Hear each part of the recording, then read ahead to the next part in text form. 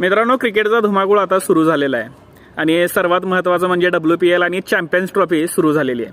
आणि आज म्हणजेच 20 फेब्रुवारीला आपल्या भारताचा सामना होता बांगलादेशसोबत आणि ऑफिसमध्ये बसून लाईव्ह बघत होतो.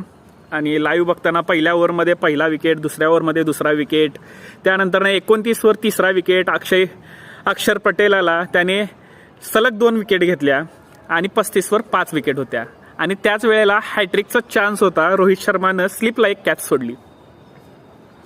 मला वाटत होतं तोपर्यंत की बांगलादेश 100च्या आत गुंडाळेल, पण बांगलादेशच्या 2 खेळाडूंनी ज्याचं कॅच सोडला त्याने सुद्धा, त्या दोघांनी मिळून बांगलादेशला 200 पार नेऊन ठेवलं.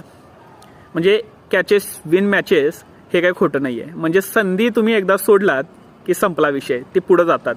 आता बघायचं आहे की इंडियाची बॅटिंग कशी चालते. तुम्हाला काय वाटतंय? माझ्यामध्ये तर इंडिया जिंकणारच आहे.